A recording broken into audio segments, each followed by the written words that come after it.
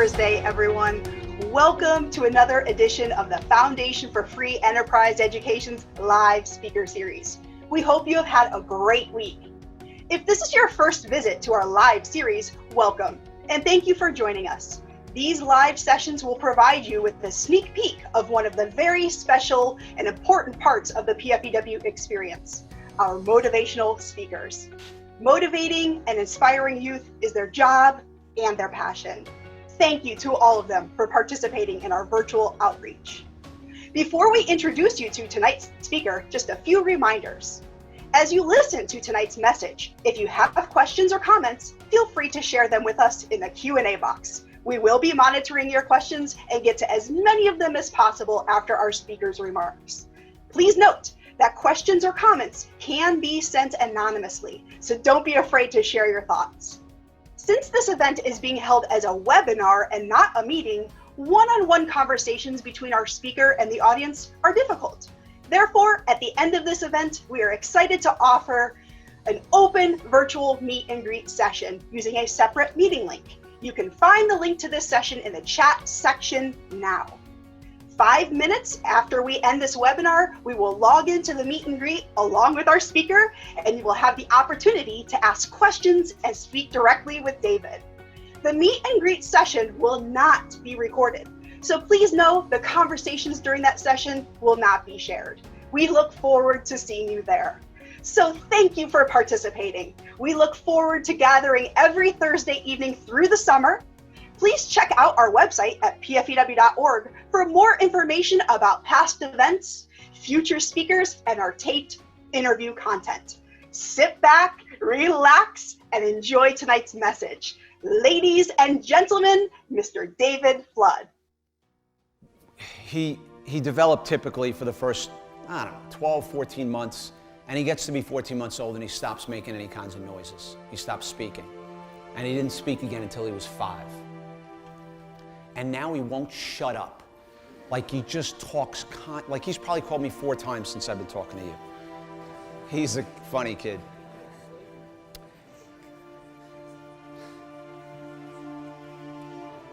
And Justin is absolutely, positively the most important part of our family. And that's because he has autism. But he doesn't understand how to interact in social situations, like he can't look somebody in the eye. He doesn't know how to sit down at a table with a group of kids and have a conversation because all he wants to do is talk about himself. He doesn't have friends. He spends most of his time alone. One day last May, he called me from school 32 times in one day. 32 times in 8 hours. And that's not because Justin didn't have anybody to talk to. It's that no one would talk to him. I could not process that then or now because Justin went to school with 2,000 kids. There were 2,000 kids in his high school. And at least another 150 adults walking around. So all I can think in my mind is, how can anybody be lonely in a building where there's over 2,000 people walking around? How do we let that happen? He's kind, he's compassionate, he's caring, he's funny. The invitations are not numerous when a child has autism, let's just put it that way. And Justin didn't get invited to many places. I'll never forget in 6th grade at Halloween, and Justin had nobody to go with. So he was up in his room, and he didn't want us to take him. And kids were coming and trick-or-treating, right? And I'll never forget this. So kids are coming and trick-or-treating, and I'm giving them candy, and these 2 boys from his school, Kevin and Cameron, they showed up at the end of our driveway. They just showed up. They didn't call, they just showed up. And I was at the door and I saw them and they said, Mr. Flood, can Justin come trick-or-treating with us? And they took him trick-or-treating. They showed up. No matter how high up on the food chain you think you are, academically, athletically, socially, artistically, musically, like we've all felt lonely. In January, I celebrated my 5th birthday without my mom. And my mom was an awesome lady. You know, after Justin was born, but even before he was born, but more often after he was born and diagnosed with autism, she used to say the same thing to me over and over again. You guys know what the mom look is? Yeah, everybody knows the mom look. When they look at you, right, and you know, and you're like, I mean, we shut them down. We're like, oh God, here it comes, right? We're like, I know, Mom, I know what you're gonna say, I know what you're gonna say. So she got sick. She was sick for a short period of time, and she was a hospice volunteer, and I've been one now. She was one for 35, almost 40 years. I'm with her upstairs in the bedroom, and she's laying in the bed, and I'm sitting in the chair, trying to keep the conversation light, because I know this is probably gonna be the last time I see her. So close with my mom. And she looked, and what does she do? She gives me the mom look. And I looked at her and I'm like, are you freaking kidding? Come on, Mom. Like, you've been telling me this for 50, like, I know what you're gonna say. Mom, you don't have, I said it, I didn't want to hear, like, I was just like, come on. I mean, let's talk about something. No, and she looks at me and she goes, that's great, David, because I'm gonna tell you one more time.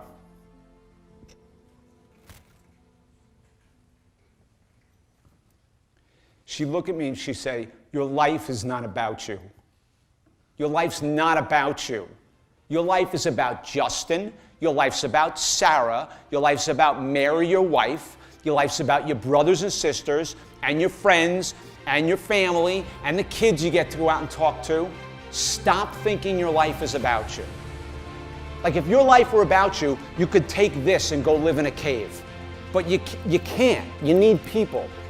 Your life's about all the people around you that you can teach and touch and impact and influence, but mostly it's about all the people that love you and all the people that you love. Can you just show up? Can you show up for a kid with autism? Can you show up for a kid who doesn't speak the language? Can you show up for a kid who's shy? Can you just show up? That's all you gotta do, is just show up for somebody else.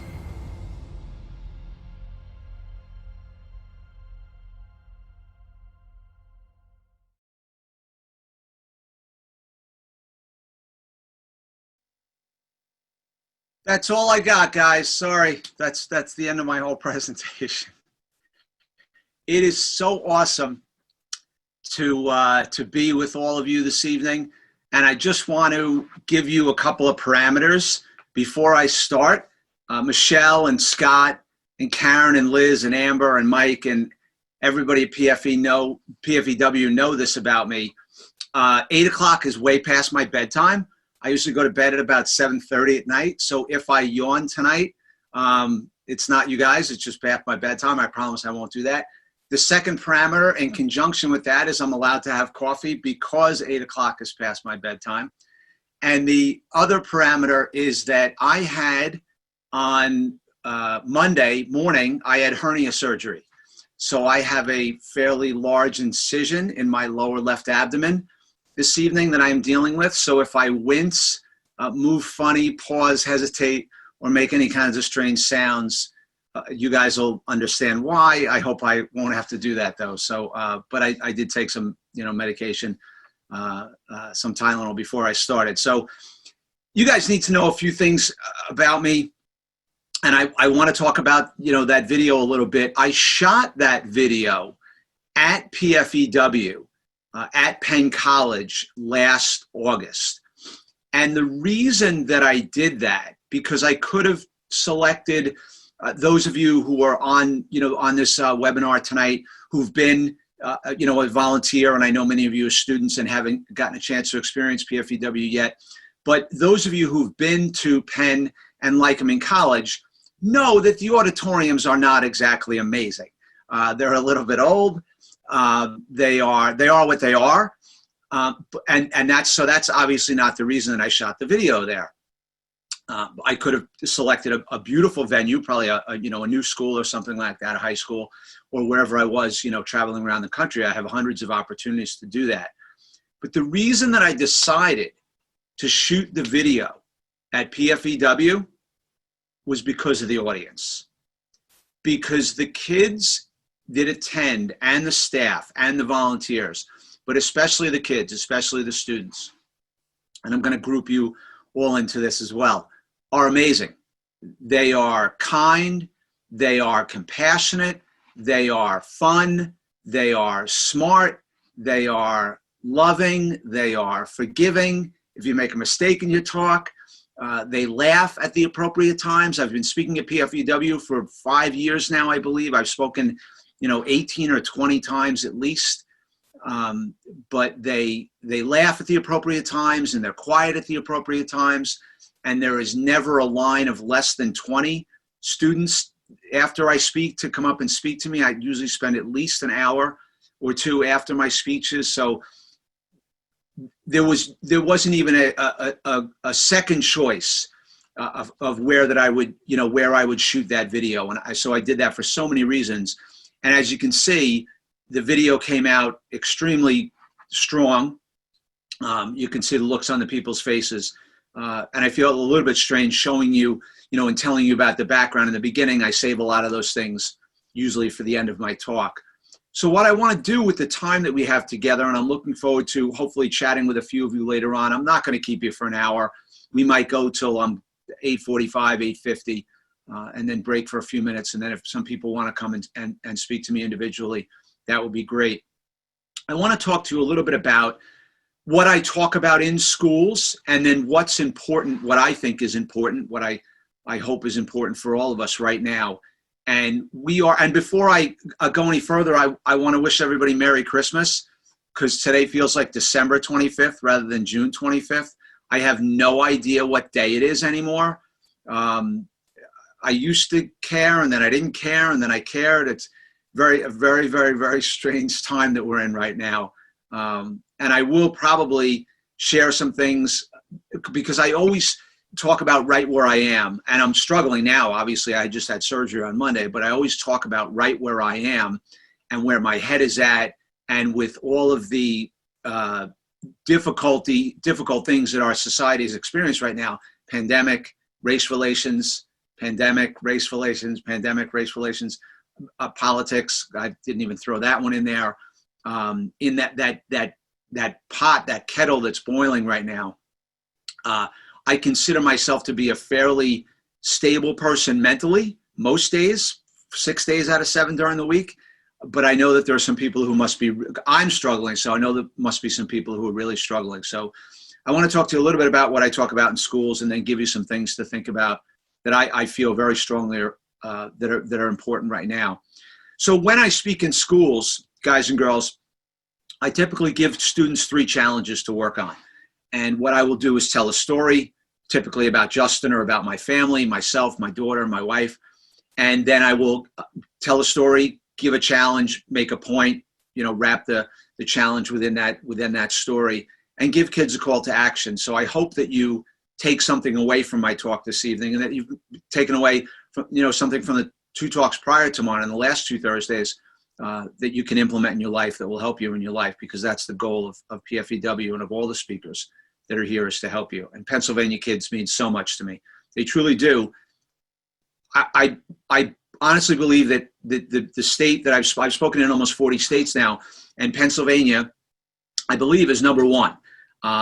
You would think it would be New York. It's pretty close. I live in New York on Long Island. I've spoken in upstate New York quite a bit, and in New Jersey quite a bit. But I think if I went back and looked at my schedule, that I've spoken in Pennsylvania more than any other state, which really says something. I don't know. I think it says something about me. I think it says something about the schools in Pennsylvania. So Pennsylvania kids mean so much to me. So the first challenge that I give when I'm in schools, and if this challenge isn't so true right now, I don't know when it could be or would be, it's that we're to look on the inside of people, is that we're all alike on the inside. And with disease and what's happening right now, that is so true, because my family is just like your family. I'm just like you, young, old, black, white, wherever you live, doesn't make a difference. we're all susceptible to getting sick, some more than others, of course. And so it's so important to look on the inside of people. And then your question to me is, well, what does that do for me, Mr. Flood? Well, if you're able to look past someone on the outside and look on the inside and realize that we're all alike on the inside, that all the blood running through our veins is red. We all go through the same struggles together, right? We all have the same feelings. If we can look past the outside and look at the inside first, it enables me, you, to go to a place of compassion and empathy a lot quicker than if I had to go through how we are different, then discover how we are same. See, I believe that if we talked more about how we're the same than how we're different, should we celebrate differences? Absolutely. Can I be appreciative of someone who's a different color than me, a different religion, a different ethnicity, from a different country, from a different state, different background? Absolutely, I can. But I need to start at a place where we're alike, where we can come together and then talk about our differences. And maybe some people can do it the other way, but I have to look at someone on the inside first and then work my way. I go work from the inside out. I like to work from the inside out. And hey, I know that's hard to do. You know, when you look at someone who doesn't walk like you, talk like you, act like you, someone's acting like an idiot, right? You know, someone doing something stupid.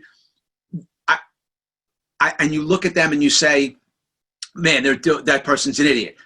You know what? We've all been idiots. We've all done stupid things, right? We've all done stupid things. And if you can look at someone and say, you know what? I've done something like that too. I've done that too. I've made racist comments too. I've stereotyped people too. I've prejudged people too. I've said stupid jokes, you know, embarrassed myself, embarrassed other people. So if I can look at someone and say, you know, just stop yourself.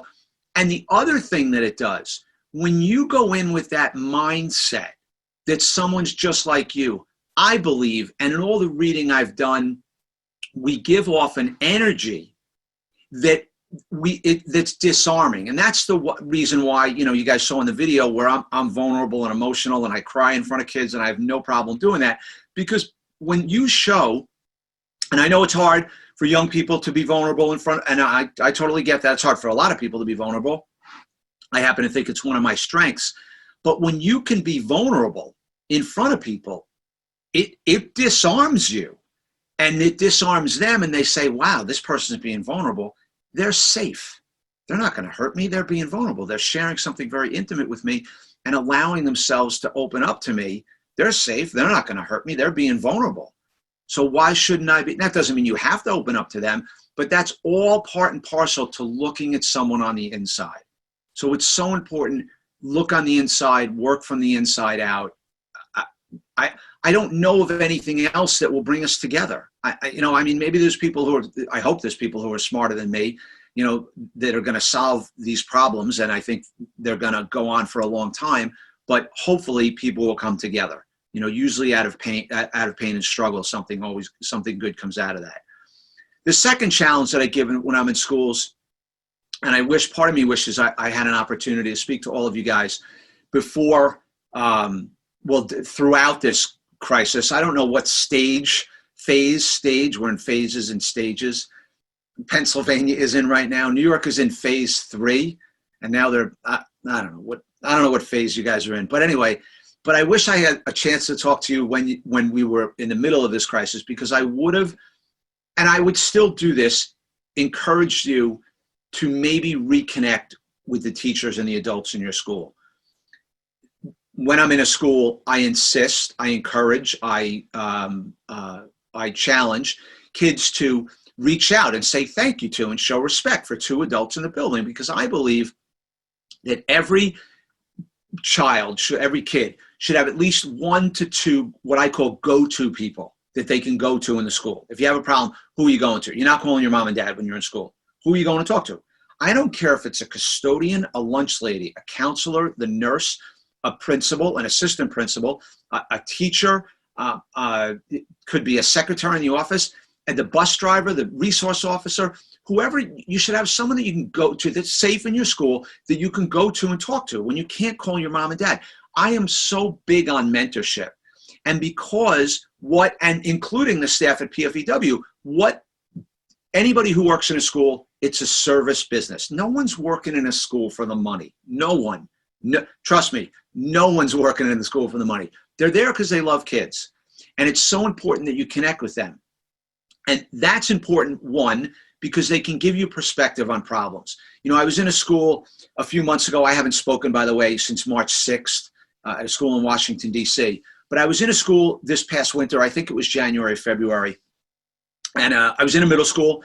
And a seventh grade girl, you know, after I was finished speaking, she wanted to sit and chat. And she was struggling with this, you know, unbelievable problem that probably every seventh grade girl has gone through in their life. But she, you know, we sit down and, you know, the counselors were there and a few kids were sitting around the auditorium waiting to speak to me. And we sit down and she's pouring her heart out to me. She said, you know, Mr. Flood, my best friend is dating, seventh grade, a boy that I like.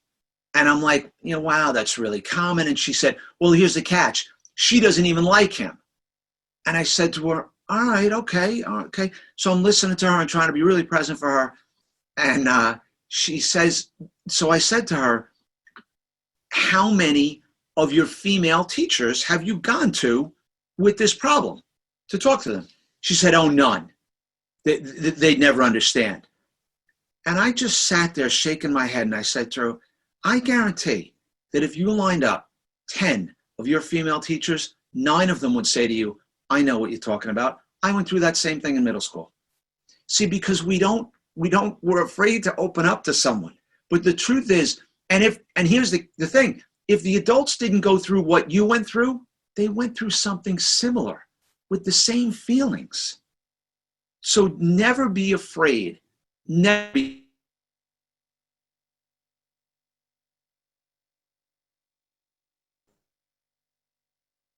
No, might not.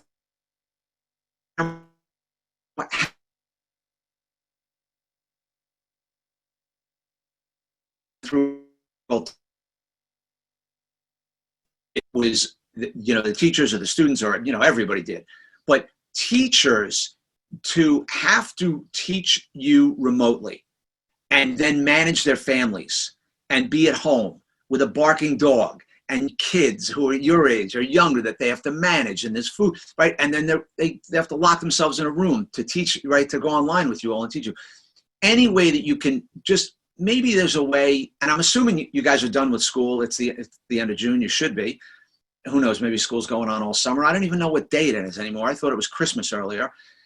Maybe there's a way that you can reach out to your teachers or it's someone at your school that you want to say, hey, I know that must have been difficult for you. That was difficult for all of us, but I know that must have been difficult for you. And I just want to say thank you for being present and showing up. Don't you want to be the kid when you get back to school in September? And we're going back in September. Like there's no way that we're not going back. But don't you want to be the kid that gets back in September, you know, and your teacher looks at you and says, hey, thanks for showing up online to class, to remote classes, to virtual classes.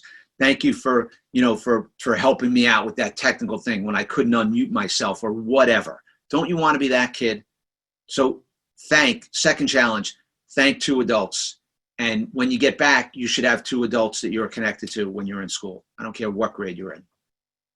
And the third challenge that I give when I'm in schools is that no one, I talk, you know, about Justin, you know, in middle school, from school every day, he'd walk over and I'd say, hey, buddy, where'd you eat lunch today? And Daddy ate alone. And that used to crush me. I swear that if I ever got a chance to go out and talk in schools, I would tell kids that no one should have to eat alone. I just think there's something about sharing a meal with someone that I think is so very, very important. And that cafeteria time, that free social time when you're free to do whatever you want. I was in a school several years ago, and I'll never forget, I try and model what I teach. So after I speak, a lot in middle schools, not so much in high schools, but a lot in middle schools, I will speak and then I'll go into the cafeteria with the kids to hang out, to kind of get a vibe in the cafeteria of what's going on and see who's eating alone and try and eat with some of those kids and encourage other kids to do the same by modeling that behavior. And I saw a girl, I had spoken, and I saw a little girl eating alone, and I went and sat with her. Her name was Charlotte. She was in sixth grade. It was her first year. It was probably October, I believe, of middle school. So it was her first 5 or 6 weeks of school. And I sat with her and we were chatting for a little while. And I said, Charlotte, do you eat alone every day? And she said, I do, Mr. Flood. I for the first 6 weeks of school, I've been eating alone every day. And I said, you know what? It's early in middle school. It's only 6 weeks in. There were 3 elementary schools combined in this middle school. So I said, you'll make friends. Things are going to loosen up a little bit. Maybe it's still a little bit tight right now, but things will loosen up and you'll start to connect with some people. And she said, Mr. Flood, that usually doesn't happen for me. That's probably not going to happen for me. And I was kind of incredulous. And I looked at her and I said, why, Charlotte? Why wouldn't that happen for you? And she said, well, Mr. Flood, the truth is that we move every year. This is my sixth school in 6 years. And no one had ever said that to me before. I mean, I know some families move a lot, military families, whatever. And I said to her, Charlotte, why do you move every year? And she said, well, my mom doesn't think it's safe to stay in any one place for too long a period of time. And my first thought was anger at the mom. I thought, oh my God, what is this? How neurotic is this mother that she's got to move her family every year? And then 30 seconds later, I went to a place of compassion thinking, what is this mom running from or trying to protect her daughter from? You never know what someone's going through. You never know. Now that goes back to looking on the inside of people. I wouldn't have known that if I didn't sit down with Charlotte and sit and eat with her, right? Or sit and just chat with her for a few minutes or ask her a few questions. People want to talk about themselves, guys. And in every school I'm in, when I get a chance to go back into classrooms and speak to kids, I always ask them to raise your hand if you remember the first person who sat with you on the bus, if you remember the first sleepover that you had at a friend's house, if you remember the first play date you had, if you remember the first person who approached you in the cafeteria and sat with you. The cafeteria is such I don't want to call it vulnerable, but it's a vulnerable time. In middle school and still in high school, even afterwards, I still, when you sit in a restaurant and eat alone, there's still that feeling of eating alone. Even when the waiter comes over or waitress comes over and talks to you, there's something about eating alone for me that's it's so important to try and join someone. And so you might offer and they may decline, that's fine, no problem. But maybe somebody sees you offer and that makes them feel good, or you invite them to your table and they decline, or maybe they come and don't say anything. At least they're part of, one of, included in. And I know you can't, maybe you can eat with someone now outside. Again, I don't know what phase you're in Pennsylvania. Phases and stages. It's so weird the time we're in. Maybe you can connect with someone. But if you can't take that challenge right now to not let anyone eat alone, maybe, and I'm going to talk about this in a little while, not maybe, perhaps you could reach out to someone that you realize may be doubly isolated because of what we just went through.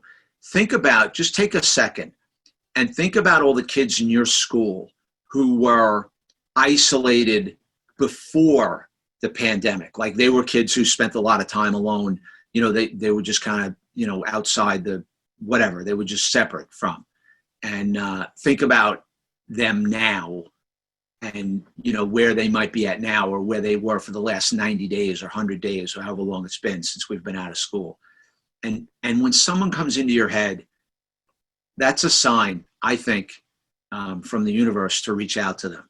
So take that as your challenge. Maybe and if you're that person, I would highly encourage you to reach out to someone, an adult, a friend. Never be afraid to reach out to someone. And I'm going to talk about that in a little while as well. So I want to give you some things. The title of my talk, those are the 3 main topics that I talk about when I'm in schools. I want to give you some things to think about now that I think are extremely important, that we should all be working on right now. The first one is to read everything possible. And, I'm sure everybody just winced like I did when I said read. Oh my God, Mr. Flood, read. So here's the deal with reading. I and I'm going to be honest with you, I enjoy reading, but if I pick up a book and I read the first 3 pages, 4 pages, 5 pages, chapter, and I'm not feeling it, I put it down and I move on to another book. I just do. And maybe that's the reason the kids don't want to read so much, is they're not reading, they're forced to read. So just grab a whole bunch of stuff, open it up. If it connects with you, I know there's some authors that I just can't read. It just doesn't capture me. So reading is so very, very, very important. There's a motivational speaker, maybe the greatest motivational speaker ever. His name was Zig Ziglar. And he used to say something so cool. I love this. And I can identify with this because I haven't watched the news. Actually, I watched the news for 5 minutes tonight. The TV news, I get my news from wherever. I don't get it from the TV. I get my news from other reputable sources. But Zig Ziglar used to say, in the morning, he said it half jokingly, but I know he was serious. In the morning, he would read the Bible and the newspaper because he wanted to know what both sides were up to. So think about that for a little while. He'd read the Bible and the newspaper because he wanted to find out what both sides were up to. So read the Bible and the newspaper, but just print media is so important. Please don't get your news from social media. Maybe it leads you to good news, but you can get information on social media. But if you want to get something that's healthy for your brain, try and find. And I might even be able to connect you with some sources. The Optimist is one. I should have put together a list, but I could put together a list of positive things that you can read. That's great news and that will prevent weeds from growing in your brain. Positive things. Second thing, what's important right now? Go to your family. Reconnect with your family. If you haven't done that in the last 90 days, you've missed out on the reconnection. I hope all of you have. I hope you've learned new things about your family. I hope you learn new things about yourself. I know that I have learned, the jury's still out whether I'm coming out of this pandemic a better person or a worse person. I don't know. I feel pretty unstable some days. But I know that I've really learned a lot about myself and a lot about my family that I'm going to implement afterwards. I'm really looking back. I can count on one hand, I think 5, how many people I've hugged in the last 100 days that aren't an immediate family member. And so because I'm a hugger and a handshaker, and I have no idea what I'm going to do when I get back in schools. If I can't, hug people or shake hands, I'm going to be lost. I'm going to be walking around shaking. Like kids are going to be like, "You okay, Mr. Flood? You need a virtual hug, Mr. Flood?" No, I need a real hug. So go to your family, stay connected to your family. Family is important. Family. Just stay connected to your family. Stay connected to a mentor. I talked to you about being connected to people in school. Look, I believe there are some things you might not want to talk about with your mom and dad. Maybe there's something you don't want to talk about with your brothers and sisters or even a cousin. But a mentor is so important. Someone who's objective, someone who's outside if there's turmoil in your family, someone who's outside the turmoil that can give you that's not going to carry what you share with them. So in other words, we talk about, and you guys should know this, I have no problem sharing this. I've been in recovery for 29 and a half years. I haven't used drugs and alcohol in 29 and a half years. On December 29th, 1990, I had my last drink. But I learned something in recovery. We say in recovery that when you share a problem with someone, you cut it in half. I share a problem with someone I trust, that I know, right? I'm just not going to go tell it to somebody on the street. Well, maybe some people do that, but you share with someone you trust, and you kind of leave it with them. So they're not carrying it around. It's not their problem. They're not worried about it. You're not dumping it on them, but you're sharing it with them. So when you share a problem with someone, you cut it in half. Now, like I said before, there might be some things you don't want to share with your family, and that is absolutely fine. But if you can share with someone who's objective, who's safe, right? Who will listen to you. I think the greatest thing that an adult can say to a kid is, "I know how you feel. I felt the same way. I'm here for you," or "This is what I did." Any of those things. "I know how you feel. I felt the same way." And you guys can even use that. When a friend comes to you with something, say, "I know how you feel. I felt the same way." Not to take the attention off of them and put it on you, but you're empathizing with them. That's empathy. So stay connected to a mentor, and preferably an older person. Friends are great, guys. Friends are great, but older people can give you more objectivity and more perspective on a problem. Exercise. I'm not a big health guy, and I'm not saying exercise for your body. I'm saying exercise for mental health. It's awesome for your brain. You just feel good about yourself. It gets blood flowing, and which leads me into drinking water. I posted on Facebook. I've been posting things that I give to kids in a pamphlet, 10 ideas for kids. You know, I think that I would have to say so after I speak, the three topics that kids come up to talk to me about most often, of course, number one is kids come up and talk to me and they say, Mr. Flood, my brother has autism, my cousin has autism, my sister has autism, my neighbor has autism, I have autism, Asperger's, I have a disability. That's one. Two is I share about my dad being an alcoholic, growing up in dysfunction, and kids will come up to me and say, Mr. Flood, my dad drinks, my mom drinks, I'm drinking, using drugs, smoking, vaping. That's two. Third, and a close third, so many kids, at least 3 kids at every assembly I come up to, and say to Mr. Flood, I have anxiety. And the first thing I say to them, I don't give them a cure. I'm not a doctor, psychologist, psychiatrist, medication guy, whatever. The first thing I say to them is, how much water do you drink? How hydrated are you? And 90% of them say, I could probably drink more water. Hydration is so important, guys. And for me personally, I know my mood is better when I'm hydrated. We have something in recovery, there's something else that they teach addicts.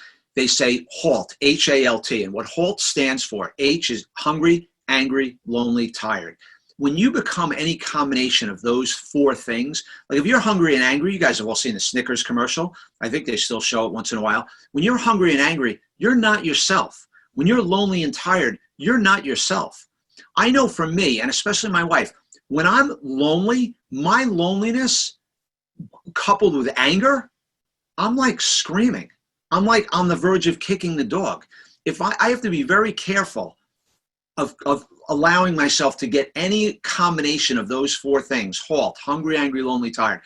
Staying hydrated is so important. Again, I'm not a health and wellness guy, but these are simple things that I know will help you. Drink water. Pray for mental health.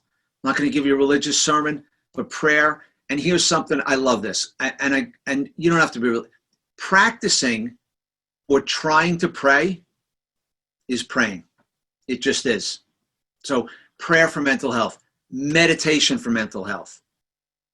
I'm not going to teach a meditation class. I know a lot of people think meditation is weird. It's helped me. And here's the thing about meditation.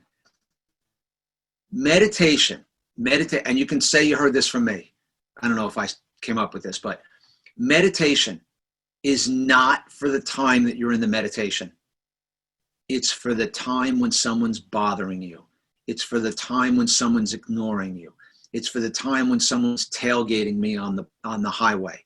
It's for the time when my wife is angry at me. It's all the work that I've done before that when I'm pressured, squeezed, bothered, bullied, teased, left out, angry, unjustifiable anger that someone wronged me. If I've done all the work before and calmed myself before, those things won't affect me. All the people that you see out there that are angry now,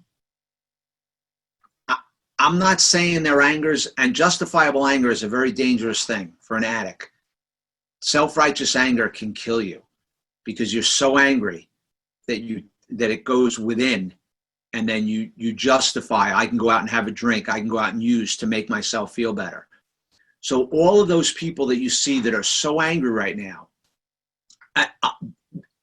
if they had done some work on themselves, they'd still be upset, but maybe it wouldn't have come out like that. Maybe it would have come out in a more positive way. And I'm talking about everything from masks to being allowed out to riots to whatever it might be. So meditation is so super important. And how are you using and again, I don't know what phase you're in. I can't get over these phases. I don't know what phase you're in, but how are you using your new free time constructively? Because if there's no sports, if there's no swimming, basketball, soccer, field hockey, cheerleading, tennis, lacrosse, baseball, softball, whatever you're doing, if those things aren't happening, what are you doing to fill in that time? How are you filling that time in? Use the time constructively to do some of the things that I talked about, to read, to connect with family, to meditate, to pray. All of those things are so important. So you have all of this, I don't want to call it free time because it's not free, but it's time that you were doing other things, and now to replace those things, fill that time in constructively. Don't just kill time. Reach out to someone new. I talked about that earlier. I think that is probably the most important thing. And I want to share with you just in the last few minutes what I think, not what I think, what I feel, and what I've been taught. And I'm going to read something to you from one of my favorite authors, very briefly, just a paragraph or two. The bottom line is that in my experience, the greatest thing I can do for myself, the greatest thing I can do for myself is to help somebody else. I learned it in recovery. When we help someone else, it takes us, ego, out of the equation. We forget about our problems. And when we're done helping others, most of our problems seemed to have melted away. When an alcoholic, when an addict helps another alcoholic or addict, they don't get together for a pity party. Their problems melt away because they're so focused on helping someone else. And here's the thing. If I asked, and I ask this in assemblies all the time, I say to kids, what feels better, getting or giving? We all know that giving feels better, but we don't know why. And the reason that giving feels better than getting is because when you give something to someone else, you're doing it for you too. So when you get something, you get a watch or a wallet or a chair or a pair of glasses or a car or money or whatever, all of those things wear out over time. And that feeling wears out. But when you give something to someone else, it's because we're connected, like I said in the beginning, at a human level, at a deeper level. When you give to someone else, you're doing it for you too. There's a man named James Twyman. He wrote a book called The Moses Code. You know, when I started speaking 10 years ago, I took a class called Speak, Write, Promote with a group called Hay House. It's got some of the biggest spiritual writers, greatest motivational writers and speakers in the country. And there was a question and answer period, and we were allowed to ask a question of the people running the seminar. A woman named Louise Hay and Reed Tracy and Cheryl Richardson were running it. And I got a chance to ask a question. And I wanted to become a speaker in the worst way because I loved speaking. And I said to Cheryl, Cheryl, how do I know that when I get up on stage, that it's not my ego speaking, that it's not about me? And she said to me, Dave, do you have an ego? And I said, absolutely. Everybody has an ego. And she said to me, then why don't you use it for good? Why don't you use it in a new way? Why don't you do something for someone else because it's good for you? So James Twyman writes, he calls it divine selfishness. The fact is that it's impossible for us to exist without our ego or its motivations. It's ego. It's getting things for yourself. The key isn't to destroy your ego, but it's to use it in a new way, one that achieves the goals of your soul. There are things that each one of us desires, such as peace, joy, contentment, and success, just to name a few. If it's true that giving and receiving are the same, I just told you that, and you all know that in your heart, then it makes sense to give away.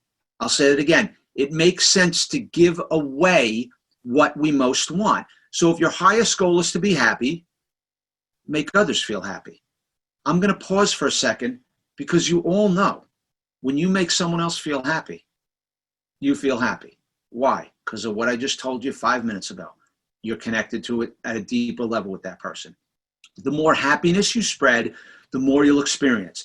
This is using the ego in a new way, and it honors every part of you, your soul that seeks to give, and your ego that seeks to receive.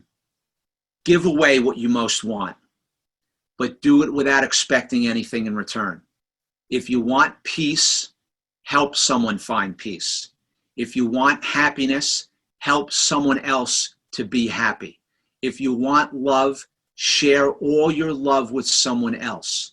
If you want to be visible, help someone else be visible. Put the spotlight on them.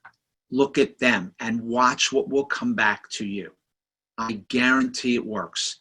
I know it sounds strange when you're a teenager. I know that sounds weird. I get it. I wish someone had taught me this stuff when I was growing up.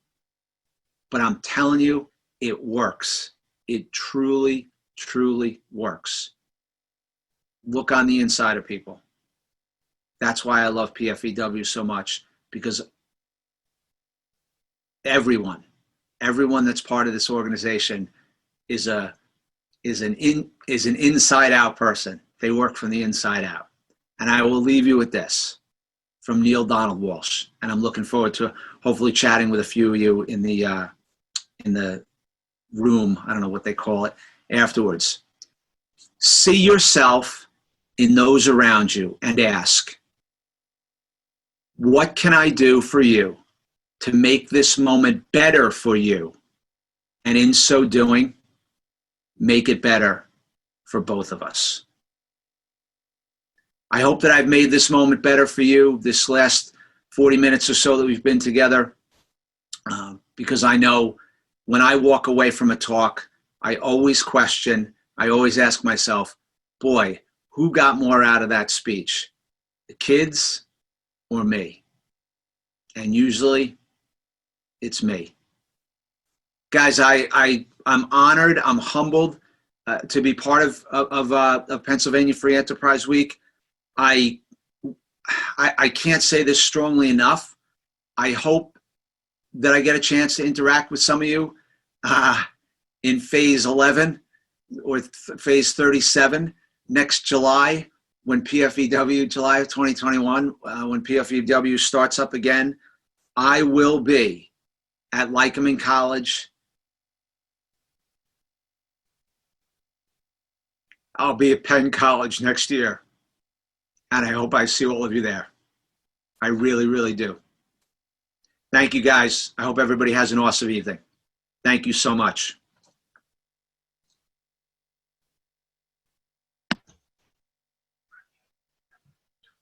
All right. Thank you so much, David. Thank you. Thank you. We do have a question here from a viewer.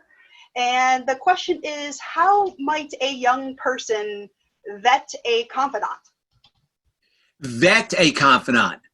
Yep. That is excellent. That's a great question. I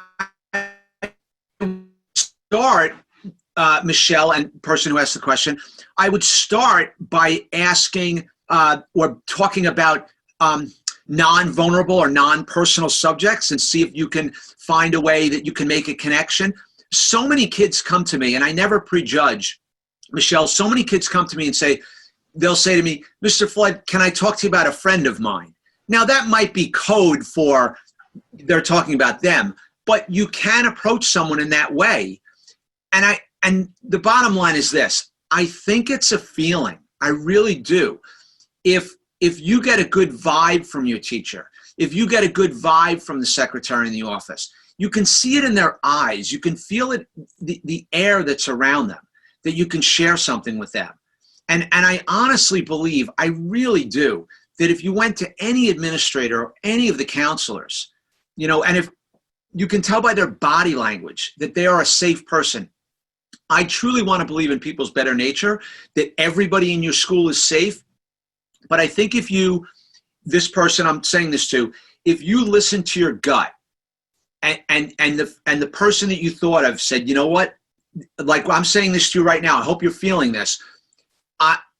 Yeah, it's her. That's who it is because of that time. So you just kind of go to your memory bank and you listen in your gut and you say, yeah, I know who I'm going to go to with this problem. So I don't know if you have to vet them. It's like you let your conscience vet them. I don't know if that makes sense. Sure. Okay, and we thank you, David. We do have a comment as well from one of our participants here this evening, and I will read it to you here. It says, "I look at people not from the context of how good you are." I'm sorry, I'll start that over. I look at people not from the context of how good are you, but from the context of how you are good. I look for a person's strengths. I like that. I like that. I think our weaknesses are what. So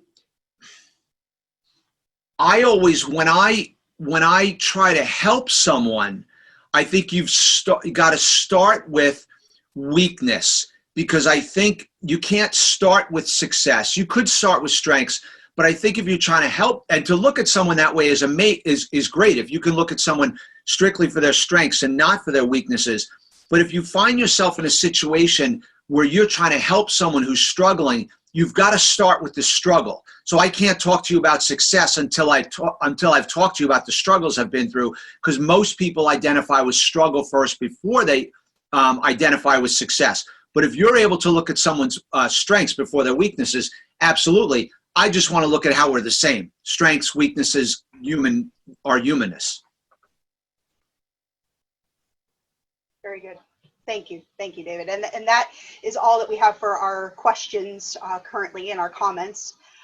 So with that, I'm going to wrap this up and just simply, David, thank you. Thank you for your time and your inspirational thoughts this evening. One of the highlights of our summer is each week when we see David and Justin pull into Lycoming or Penn College, and they've, on their trip into Williamsport, they stopped at some really cool attraction, and we get to hear that fun story. So we always get to hear about that journey. And truly, David believes in what we do, and more importantly, he believes in you, our viewers. And please, ladies and gentlemen, if we didn't get to your individual questions, or if you have additional questions, we will be sure to pass them on to David. Or if they were submitted anonymously, his direct contact information is listed on our website, and we'll follow here in the slides here momentarily. Don't forget, if you wish to join our live virtual meet and greet session with David in 5 minutes, the link can be found once again in the chat section here. Okay. Make sure to copy the link now, because as soon as we stop this webinar to start the meet and greet, the link will be gone. Simply be sure to exit out of this meeting and join using the meet and greet link. Finally, tonight's event was recorded and will be made available to everyone in a few short days on the PFEW YouTube page, so be sure to subscribe today. And thank you to all of our wonderful donors who have allowed us to offer our fantastic summer programming, including this live speaker series, our pre-taped interviews, and also our free offering of the stock market game. Thank you all for joining us, and we look forward to gathering next Thursday at 8 p.m. when we will hear from Mr. Richie Contardesi. Have a great night, a safe week, and we'll see you next Thursday.